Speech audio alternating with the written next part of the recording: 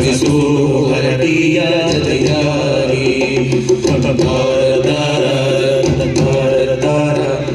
ಹೇಳೇನ ನಿನಗೀಗ ಹಿಡಿಕಾತರ ಹೇಳೇನ ನಿನಗೀಗ ಹಿಡಿಕಾತರ ಅದರ ಹೆಸರಾಗ ಕೊಂದೈದರ ತನದಾರ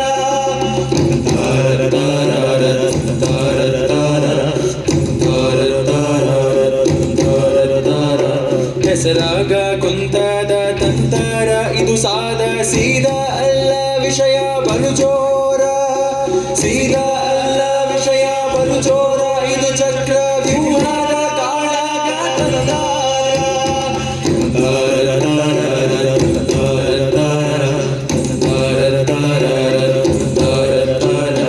ಕೇಳ ನನ್ನ ತಂಗಿ ಈ ರಣರಂಗದ ಬಯಲೀಗ ಸಾವಿನ ಲಯದಂಗ ಮೈದೆಳದ ಸಾವಿನ ಲಯದಂಗ ಮೈದೆಳೆದ ನಿಂತದ ಸುಲಭಿಲ್ಲ ಅತಿ ಕಠಿಣ ಪಾರಾಕೂದ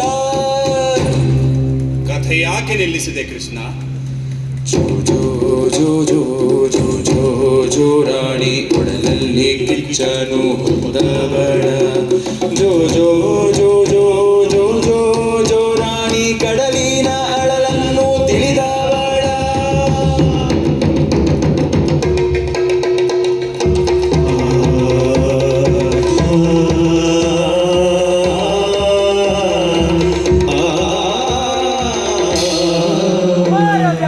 ಹಾಡಿದನೆಂದರೆ ಕಲಿಯುಗ ದ್ವಾಪರವಾಗುವುದು ಭಾರತ ಕಣ್ಣಲ್ಲಿ ಕುಡಿಯುವುದು ಗನುಗಿನ ವೀರ ನಾರಾಯಣ ನಮ್ಮನ್ನೆಲ್ಲ ಹರಸಲಿ ಹೊರೆಯಲಿ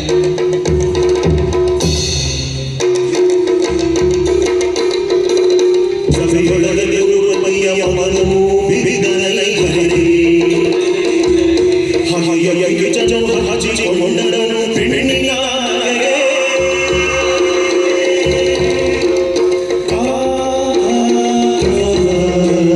ದಾಳ ಬಬಡಿ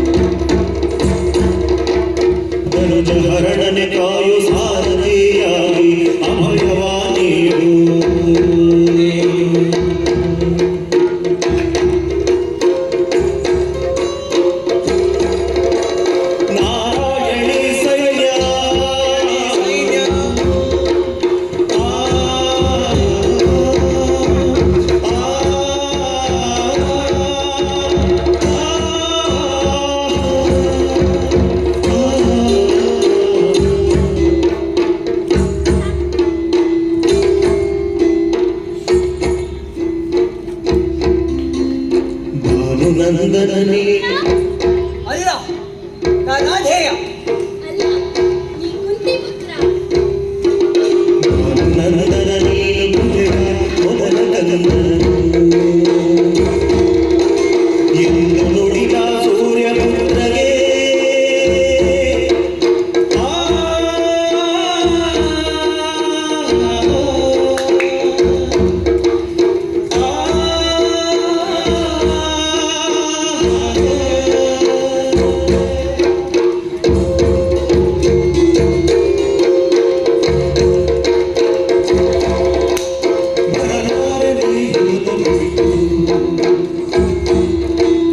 ನಿಷ್ಠುರದ ಬಳೆಗರೆಯೇ ಕೃಷ್ಣ ನಾ ಯುದ್ಧ ಮಾಡಲ್ಲ. ಅರ್ಜುನ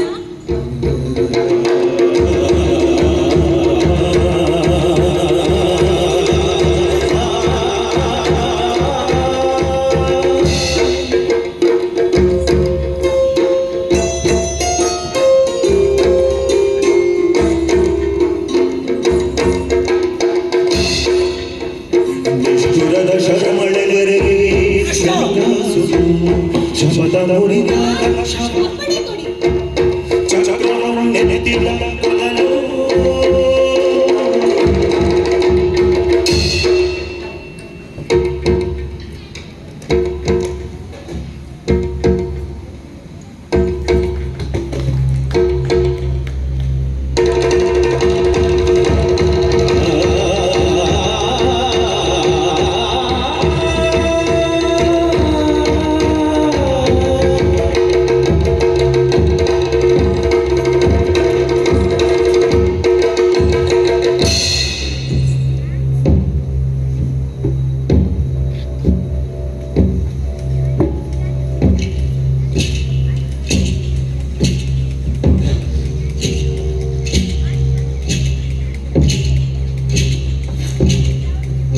ದ್ರೋಣಾಚಾರ್ಯರು ಮನಸ್ಸು ಮಾಡಿ ಹೋರಾಡಿದರೆ ವಿಷ್ಣುವೇ ಎದುರು ನಿಂತು ಯುದ್ಧ ಮಾಡಲಾರನು.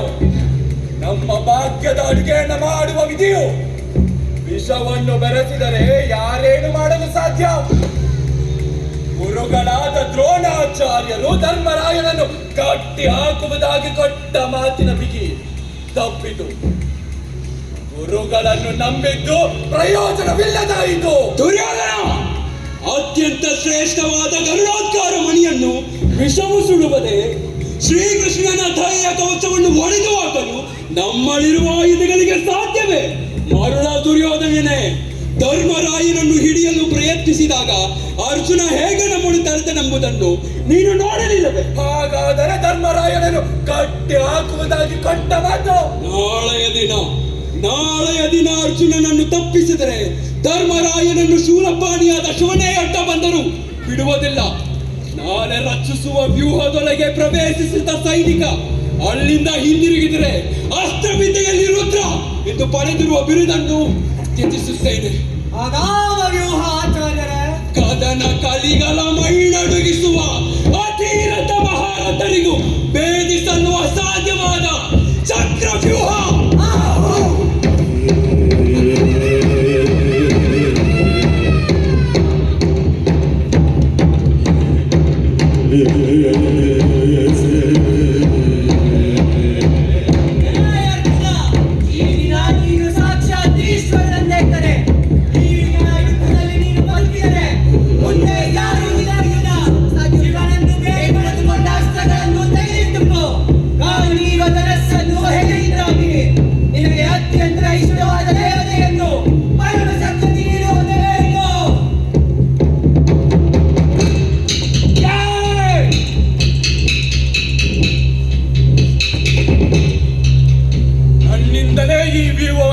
ಭೇದಿಸಲಾಗುತ್ತಿಲ್ಲವೆಂದರೆ ಇನ್ಯಾರಿಂದ ಸಾಧ್ಯವಾಗುತ್ತದೆ? ಹೀಗೆ ಮುಂದುವರೆದರೆ ಯುದ್ಧದಲ್ಲಿ ನಮಗೆ ಸೋಲಾಗುವುದು ಕಟ್ಟಿಟ್ಟ ಬುದ್ಧಿ. ಹಾಗಾದರೆ ಈಗ ಏನು ಮಾಡುವುದು ಅಣ್ಣ? ಈ ಚಕ್ರ ವ್ಯೂಹವನ್ನು ಭೇದಿಸಲು ತಿಳಿದಿರುವುದು ಬಲರಾಮದೇವ, ಶ್ರೀಕೃಷ್ಣ, ಅರ್ಜುನ, ಅಭಿಮನ್ಯು ಈ ನಾಲ್ವರಿಗೆ ಮಾತ್ರ. ಈ ಸಂದರ್ಭದಲ್ಲಿ ಮೂವರು ಇಲ್ಲ, ಉಳಿದಿರುವುದು ಅಭಿಮನ್ಯು ಮಾತ್ರ. ಅವನನ್ನೇ ಕಣಕ್ಕಿಳಿಸೋಣ. ಅಭಿಮನ್ಯುವಿಗೆ ಪದ್ಮ ವ್ಯೂಹವನ್ನು ಪ್ರವೇಶಿಸಲು ತಿಳಿದಿದೆ. ರೀತಿಯಲ್ಲಿ ಹಿಂದಿರುಗಿ ಬರಲು ಅವನಿಗೆ ತಿಳಿದಿಲ್ಲ. ಈಗ ಚಿಂತಿಸಿ ಫಲವಿಲ್ಲ. ಯುದ್ಧದಲ್ಲಿ ಅನಿವಾರ್ಯತೆಗಳು ಎದುರಾದಾಗ ಇಂತಹ ನಿರ್ಧಾರಗಳನ್ನು ತೆಗೆದುಕೊಳ್ಳಲೇಬೇಕು. ಅವನು ಮೊದಲು ವ್ಯೂಹವನ್ನು ಪ್ರವೇಶಿಸಲು ಹಿಂದೆ ನಾವು ಸಹಾಯಕ್ಕೆ ಕೂಡಿಕೊಂಡರಾಯಿತು. ಕಣಕ್ಕಿಳಿಸಿ ವೀರ ಅಭಿಮನ್ಯುವನ್ನು, ಸೇನೆ ಪಡೆಯಲಿ ಶತ್ರು ಸೈನ್ಯವನ್ನು.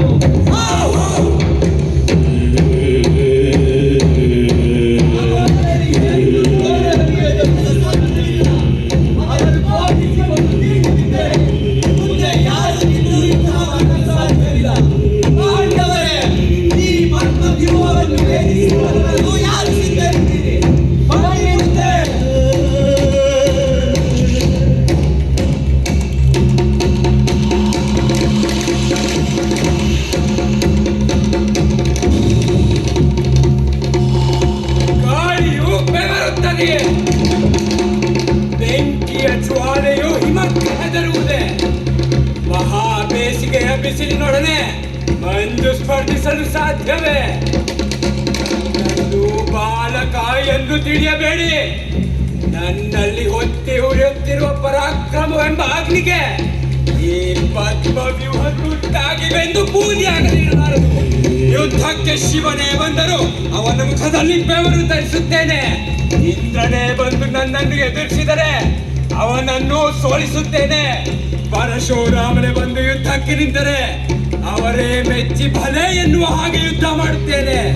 ಹಾಗಿರುವಾಗ ಗುರುಸುತನಾದ ಅಶ್ವತ್ಥಾಮ,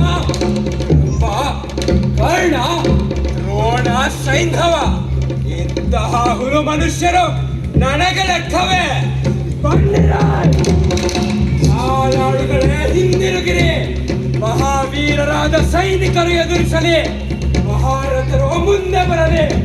ದುರ್ಯೋಧನನಿಗೆ ತಮ್ಮ ತಲೆಗಳನ್ನು ಮಾರಾಟ ಮಾಡಿರುವ ವೀರರು ಅದನ್ನು ವ್ಯರ್ಥವಾಗಿಸಿಕೊಳ್ಳದೆ ಯುದ್ಧವನ್ನು ಕೈಗೊಂಡು ಕರ್ಣಾದಿಗಳು ಯುದ್ಧವನ್ನು ತೀರಿಸಲಿ.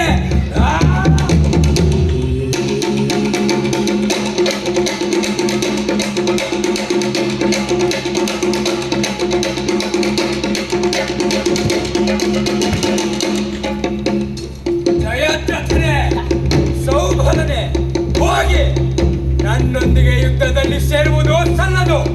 ಮುಂದೆ ಬಂದು ಯುದ್ಧ ಮಾಡಿದರೆ ಅದು ಹುಚ್ಚುತನವಾದೀತು. ನಮ್ಮೊಡನೆ ಅತಿಯಾಗಿ ಕಾದಾಡುವುದು ಒಳ್ಳೆಯದಲ್ಲ.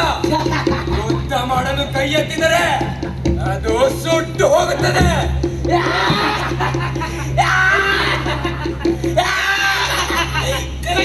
ಕೈ ಸುಟ್ಟು ಹೋಗುತ್ತದೆ.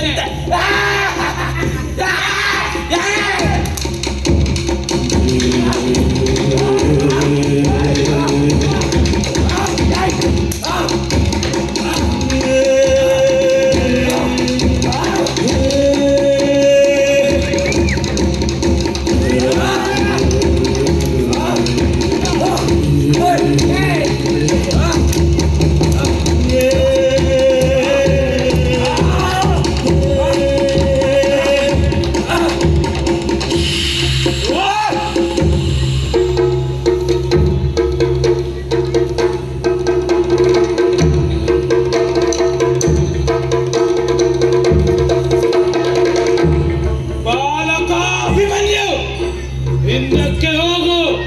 ನಿನ್ನ ಪರಾಕ್ರಮ ನನ್ನ ಮುಂದೆ ನಡೆಯುವುದಿಲ್ಲ. ನಾನ್ಯಾರೆಂದು ತಿಳಿಯದೆ ಶಲ್ಯರೊಂದಿಗೆ ಯುದ್ಧವೇ. ನನ್ನೊಡನೆ ಯುದ್ಧ ಮಾಡಿದರೆ ನಿನಗೆ ಜಯವಾಗದು. ನಿನ್ನ ತಂದೆಯ ಸಹಾಯವನ್ನು ಪಡೆದುಕೊಳ್ಳುವ ಸ್ಥಿತಿ ನಿನಗಿಂದು ಉಂಟಾಗುತ್ತದೆ. ಹೋಗು, ಹಿಂದಕ್ಕೆ ಹೋಗು. ಬಾಲತನ ಎಂಬುದು ಒಂದು ಕೊರತೆ ಅಲ್ಲ, ಕಟ್ಟಾಳುತನವೇ ರಾಜಕುಮಾರರಿಗೆ ಆಭರಣ. ವೀರನ ಸಾಮರ್ಥ್ಯ ಎಂತದ್ದು ಎಂಬುದನ್ನು ನೀನೆತ್ತಬಲ್ಲೆ. ಮಾತು ಸಾಕು, ಬಾ ನನ್ನೊಡನೆ ಯುದ್ಧ ಮಾಡು. ನಾನು ಒಂದೇ ಗುಟ್ಟಿಗೆ ಆಹುತಿ ತೆಗೆದುಕೊಳ್ಳುವೆ.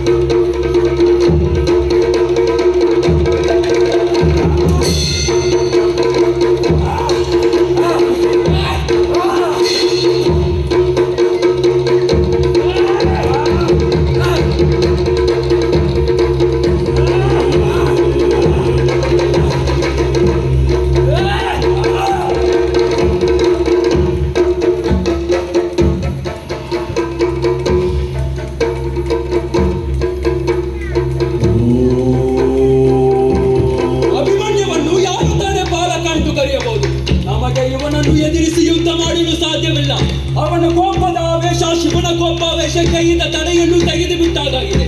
ಅದನ್ನು ತಡೆಯಲು ಸಾಧ್ಯವಿಲ್ಲ. ಇವನ ಭುಜ ಪ್ರತಾಪದ ಹುರುಪು ಅಸಹನೀಯವಾಗಿದೆ. ನಮ್ಮ ಸೈನಿಕರು ಬೆದರುವಂತೆ ಮಾತನಾಡಿ ಶತ್ರುಪಡನಾದ ಅಭಿಮನ್ಯುವನ್ನು ಹೊಗಳಿ ಮಾತನಾಡುವ ಈ ಬಾಯಿನ ಬಗೆಗೆ ಏನೇಳಲಿ? ಅವರನ್ನು ಅಯೋಗ್ಯರನ್ನೋಣವೇ? ದುರ್ಯೋಧನನೇ ಶತ್ರು ವೀರನು ಬಾಲಕನಲ್ಲವೇ? ಹಾಗಾಗಿ ಇವರಿಗೆ ಮನಸ್ಸಿಟ್ಟು ಯುದ್ಧ ಮಾಡಲು ಗಮನವಿಲ್ಲ. ಈ ಸಾಮಾನ್ಯರನ್ನು ಬೈದು ಫಲವೇನು? ಕೋಪವೇಕೆ ಜಿಯ? ಇಂದು ನಮಗೆ ಅಪ್ಪಣೆ ಕೊಡು ಸಾಕು. ಸೂರ್ಯನೇ ದೀಪವಾದಾಗ ಈ ನಿಷ್ಪ್ರಯೋಜಕವಾದ ಕ್ಷುದ್ರ ಬೆಳಕಿನ ಹಂಗು ಬೇಕಾಗುವುದೇ?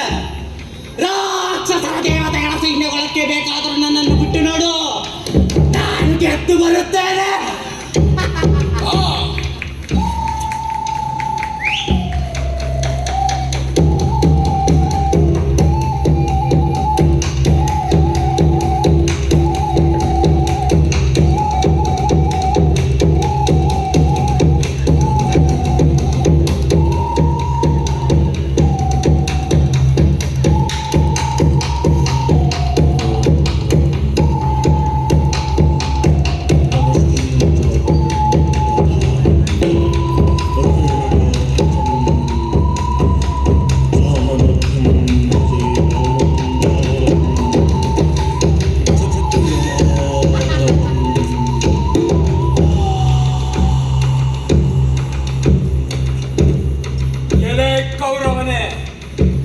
ಕೊಪ್ಪಿ ದೊಡ್ಡ ಹುಲಿಯ ಮರಿಯ ಜೊತೆ ಯುದ್ಧವನ್ನು ಬಯಸಿದ ಹಾಗೆ ನಿನ್ನ ಶಕ್ತಿಯನ್ನರಿಯದೆ ಯುದ್ಧಕ್ಕೆ ತೊಡಗುವುದೇ?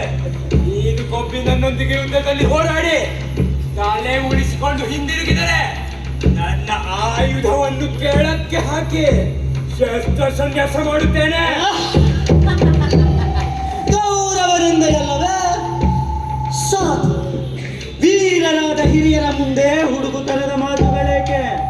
ವೀರನೆಂಬ ಉದ್ರೇಕದಿಂದ ಮೈ ಮರೆತು ಬಲಹೀನರನ್ನು ಹೊಡೆದರ ಏನಾಯಿತು? ನೀನು ಬಾಲಕ, ನಿನ್ನನ್ನೇನು ಮಾಡಲೇ? ಹೋಗಿನ್ನು ಜೀವನಿಸ್ಕೋ ಹೋಗೋ. ಕೊಳಚೆ ನೀರಿನಲ್ಲೇ ಮುಳುಗುತ್ತಾ ಏಳುತ್ತಾ ಅದನ್ನೇ ಸಮುದ್ರ ನದಿ ಎನ್ನುವ ಭಂಡರ ಜೊತೆ ಕೋಪ ಮಾಡಿಕೊಂಡರೆ ಪ್ರಯೋಜನವಿಲ್ಲ. ಎಲೆ ಮರುಳ ದುಶ್ಯಾಸನ, ನಿನ್ನ ದೇಹವನ್ನು ಸೇರೆ ನಿನ್ನ ರಕ್ತದಲ್ಲಿ ನನ್ನ ತಾಯಿಯ ಕೇಶರಾಶನು ನೆನೆಸುತ್ತೇನೆ.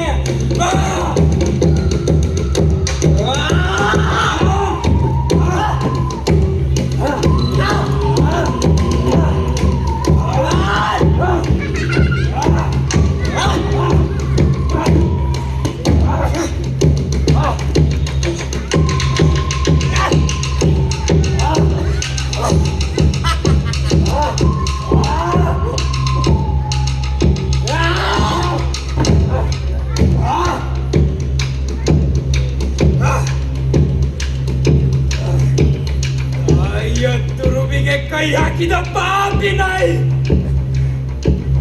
ಭೀಮನ ಪ್ರತಿಜ್ಞೆಯನ್ನು ನಾನು ಗೌರವಿಸಬೇಕು. ಭೀಮಸೇನನೇ ಇವನನ್ನು ಕೊಲ್ಲಲೇ. ದುಶ್ಯಾಸನನ ಗೊಳವೆಯೇ ಬೇಡ. ಹುಡುಗಾಟ ಮಾಡಬೇಡ. ಯುದ್ಧಕ್ಕೆ ನಿನ್ನ ತಂದೆಯಾದ ಅರ್ಜುನನನ್ನು ಕರೆ. ನಮ್ಮ ಹೊಸ ಬಾಣಿಗಳಿಗೆ ನಾಚಿಕೆ ಇಲ್ಲ. ಆದರೆ ಶಿಶುವಧೆಯಿಂದ ಅಪ್ಪವಾದ ಬರುತ್ತದೆ. ನೀನು ಹಿಂದಿರುಗುವುದು ಒಳ್ಳೆಯದು. ಬರಬೇಕು. ನೀವು ವ್ಯರ್ಥವಾಗಿ ಬದುಕುತ್ತಿರುವವರು. ನೀವು ದುರ್ಯೋಧನನ ಹಣವನ್ನು ತಿನ್ನುತ್ತಿದ್ದೀರಿ. ಅಷ್ಟು ಸಾಕು. ಯುದ್ಧ ನಿಮಗೇಕೆ? ನಿಮ್ಮ ಸ್ವಂತ ಸಂಪಾದನೆ ಶಕ್ತಿಯ ಬರದ ಮೇಲೆ ನೀವು ನಿಲ್ಲಲು ಸಮರ್ಥರಾದಿರೇ?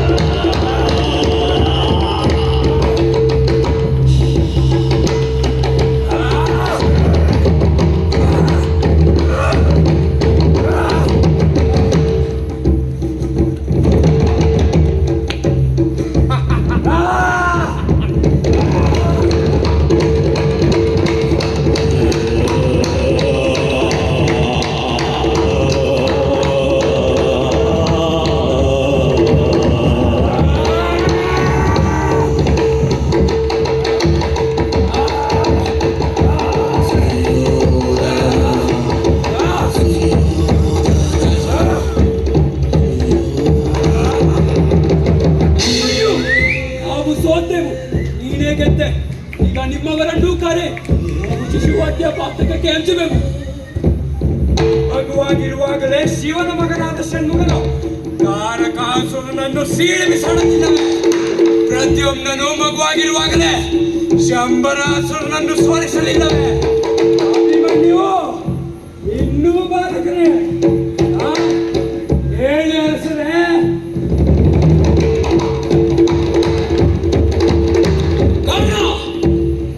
ದುರ್ಯೋಧನ ಸಿಕ್ಕಿಕೊಂಡಿದ್ದಾನೆ. ಯುದ್ಧವು ನಮ್ಮ ಹಿಡಿತದಿಂದ ಜಾರುತ್ತಿದೆ. ರಾಜನು ಮಾರಿಯ ಬಾಯಿಗೆ ತುತ್ತಾಗುತ್ತಿದ್ದಾನೆ. ಶುಭ ಶುಭ ಕರ್ಣ, ಅಭಿಮನ್ಯುವಿನ ಎದುರು ನಿಂತು ಯುದ್ಧ ಮಾಡಲು ಸಾಧ್ಯವಿಲ್ಲ. ನಾವು ದುರ್ಯೋಧನನಿಗೆ ಋಣಿಯಾಗಿದ್ದೇವೆ. ನಮ್ಮನ್ನು ಆಳುತ್ತಿರುವ ದುರ್ಯೋಧನನ ಮುಖವೆಂಬ ಕಮಲಕ್ಕೆ ನಮ್ಮ ಪೌರುಷವು ಹಿಮವನ್ನು ಎರಚಿದಂತೆ ಆಗಿದೆ. ಕರ್ಣ, ನಾನು ಅಭಿಮನ್ಯುವಿನ ಎದುರು ನಿಂತು ಯುದ್ಧ ಮಾಡುತ್ತೇನೆ. ಶಲ್ಯನು ಅಭಿಮನ್ಯುವಿನ ಎಡಭಾಗದಲ್ಲಿಯೂ ಕೃಪಾಚಾರ್ಯನು ಬಲಭಾಗದಲ್ಲಿ ಬರಲಿ. ಹಿಂಭಾಗದಲ್ಲಿ ನೀನು ಬಂದು ಅಭಿಮನ್ಯುವಿನ ಕೈಯಲ್ಲಿರುವ ಬಿಲ್ಲನ್ನು ಕತ್ತರಿಸು. ಅದರಿಂದ ಸಾಧ್ಯವಿಲ್ಲ. ಈ ಅಭಿಮನ್ಯುವಿನ ಕೈಯಲ್ಲಿ ಬಿಲ್ಲಿರುವ ತನಕ ಶಿವನೇ ಬಂದು ಯುದ್ಧ ಮಾಡಿದರು ಜಯ ಲಭಿಸುವುದಿಲ್ಲ. ಈ ಧರ್ಮ ವಿರೋಧದ ಕೆಲಸ ಮಾಡಲು ಹೆದರಬೇಕಾಗಿಲ್ಲ. ಆಗ ನೀನು ಅಭಿಮನ್ಯುವಿಗೆ ಕಾಣಿಸಿಕೊಳ್ಳದೆ ಹಿಂದೆ ನಿಂತವನ ಬಿಲ್ಲನ್ನು ಕತ್ತರಿಸಿ ಹಾಕು. ಇದರಿಂದ ದುರ್ಯೋಧನನ ಉಳಿವು. ಕರ್ಣ, ಈಗ ಯೋಚಿಸುತ್ತಾ ನಿಂತರೆ ಯುದ್ಧ ನಮ್ಮಿಂದ ಕೈ ತಪ್ಪಿ ಹೋದಿತ್ತು. ತಡ ಮಾಡದೆ ಹೋಗು, ಅಭಿಮನ್ಯುವಿನೊಡನೆ ಯುದ್ಧ ಮಾಡು.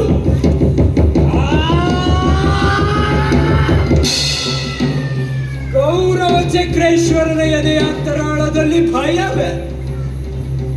ಅದು ಒಬ್ಬ ಬಾಲಕನ ಕಾರಣದಿಂದಾಗಿ. ನನಗೀಗ ತಿಳಿಯಿತು, ನೀನು ಕೇವಲ ಬಾಲಕನಲ್ಲ, ತಾರಕಾಸುರನನ್ನೇ ಕೊಂದ ಶಿವನ ಪುತ್ರ ಷಣ್ಮುಗನ ಶಕ್ತಿ ಸ್ವರೂಪ.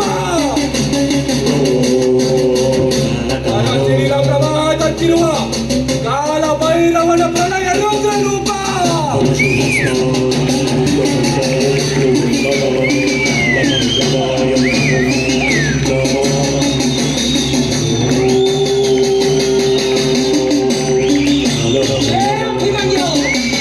ರಣರಂಗದಿಂದ ಹಿಂದಕ್ಕೆ ಹೊರಟು ಹೋಗು.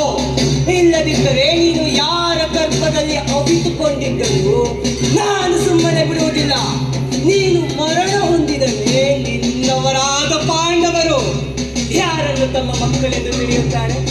ಕೌರವರ ಈ ಮಹಾಸೇನೆಯನ್ನು ಕೊಂದು ಹಾಕುವ ಅಹಂಕಾರವು ಯಾರೊಂದಿಗೆ? ನಿನ್ನೆದುರಿರುವುದು ಧನುರ್ಧರಾಗ್ರಹಿಯಾದ ಕರ್ಣಕಣ.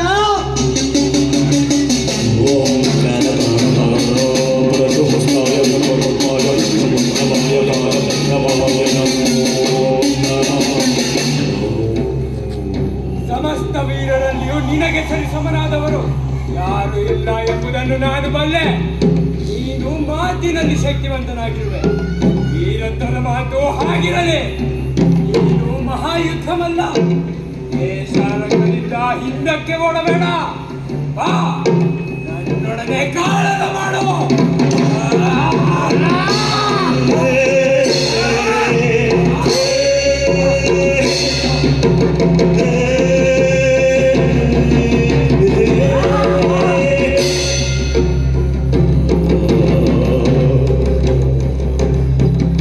ಕೆಲವು ಸೈನಿಕರನ್ನು ಕೊಂದು ಉಂಟಾದ ಅಹಂಕಾರದಿಂದ ಯಾರೊಡನೆ ಈ ಗರ್ವವನ್ನು ತೋರಿಸುತ್ತಿರುವನೆಂಬುದನ್ನು ಮರೆಯುತ್ತಿದ್ದೀಯಾ?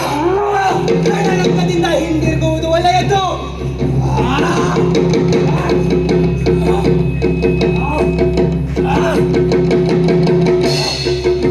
ದೇವೇಂದ್ರನು ಅಂಕುಶದಿಂದ ಒತ್ತಿದರೂ ಗೊತ್ತಾಗದ ಐರಾವತ ಕಬ್ಬಿನ ಜಲ್ಲೆಯಿಂದ ಚುಚ್ಚಿದರೆ ಹೆದರುವುದೇ? ನಿನ್ನ ಬಾಣಗಳು ಒತ್ತಿದರೆ ಅಭಿಮನ್ಯು ಯುದ್ಧರಂಗದಿಂದ ಓಡಿ ಹೋಗುತ್ತಾನೆ.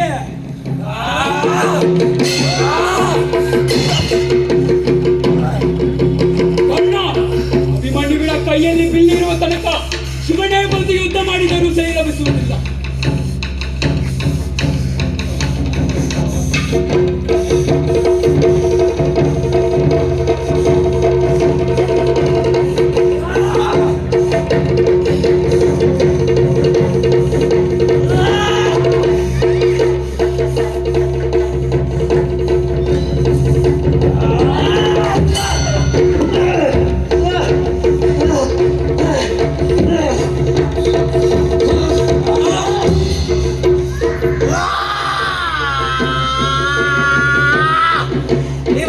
ಮಗಳು ಎಂಬ ಭಾವನದಲ್ಲಿ ಚಿಗುರಿದರೆ ನನ್ನನ್ನು ಸಾಗಿಸಲು ಇದ ಯಜಮಾನನಾದ ದುರ್ಯೋಧನನ ನಾಶವಾಗುತ್ತದೆ.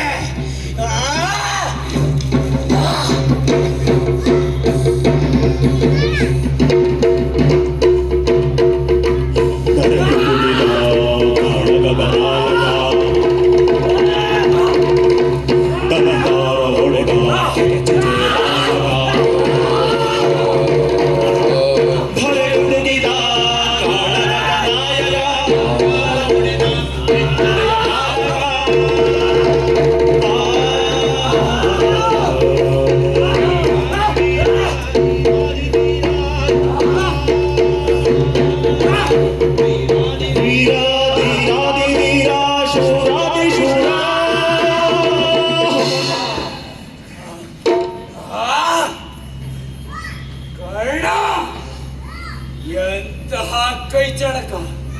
ಇಂದಿನಿಂದ ಬರುವ ಈ ಶೌರ್ಯದ ದುಷ್ಟತನ ಬೇರೆ ಯಾರಿಗೆ ಸಾಧ್ಯವಾಗುತ್ತದೆ? ನಿನಗೆ ಮಾತ್ರ ಶೋಭಿಸುತ್ತದೆ. ನನ್ನ ಕೈ ಮುರಿದರೆ ಯುದ್ಧದ ಭಾಗ್ಯಲಕ್ಷ್ಮಿ ನನ್ನಿಂದ ದೂರ ಸರಿಯುತ್ತಾಳೆ.